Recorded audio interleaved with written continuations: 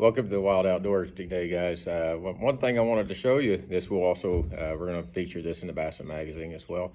So this is going to be a follow-up from that. So just kind of give you a little perspective of what I'm trying to get at today. I'm going to fix to hit the water here in a little bit, but I wanted to go over some stuff. Today, I'm going to be talking about Spike It. So you got a bass, he sees 50 different lures within a week. You know, everyone has their favorite colors they like to throw. Green pumpkin, black blue flake, white, whatever. But the problem is once your buddy throws it and you're throwing it and you got 15 people throwing that exact same color.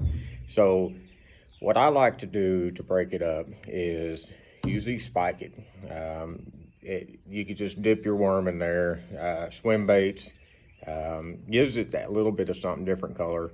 The one thing that I like to do is on, let's say swim baits, is not a lot of guys, you know, they got your hook, you already got your line on there, and they automatically just dip the tail.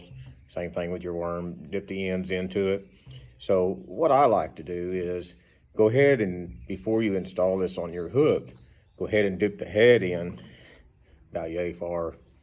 And then you can dip the tail in if you want to do the same color, or just even leave it blank. Sometimes just dipping the head alone will be that enough just to give a little bit of trigger of why that's different than everything else that they've seen all week. So a lot of times when you do like pre-fishing and stuff like that, you tend to get bit on a certain color just by adding a little something different. I know different lakes, it has their colors that shine. Like Grand, I know I can put orange on, I could put blue on. When I go to Eufaula, they like the blue, they like the Star Cruise color. And it just depends on your home lake, and that's what you kind of have to experiment with. But one thing I will show you here is when you are dyeing your baits, I'm gonna show you this to you real quick. If you get that dye on your line, that line will break, because the way that is, it dries that out. Okay, a lot of guys don't realize it. Sometimes they'll just dip the whole thing, hook and everything in there. But what happens is it actually dries it. It might not break right then, but after about probably 5 minutes or so, that will create a weak spot. So don't dip the whole bait in there and get your line, get that dye on your line, because it will dry it out. So again, check this out.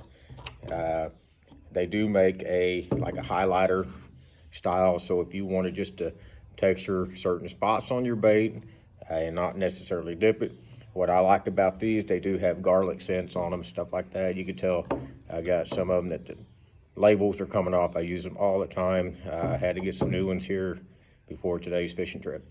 So be sure you subscribe, check out, like, comment, and we'll get on the water and I'll show you some different stuff on how I like to utilize these. Thank you, guys.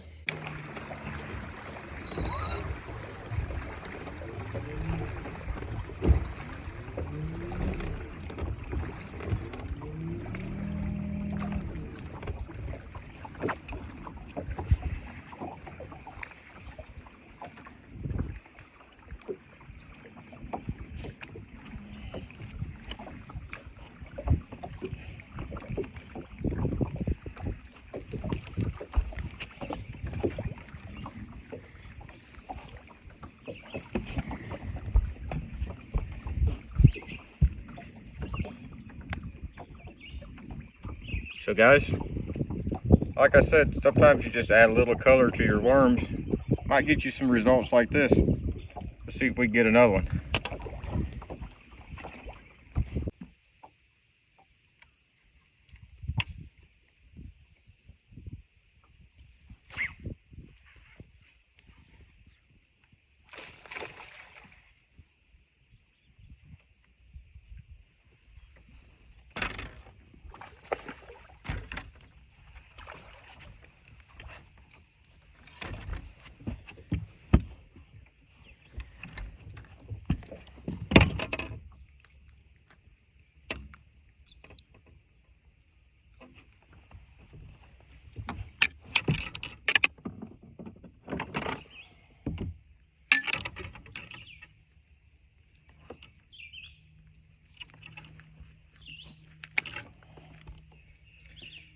and a big one, but it's a keeper.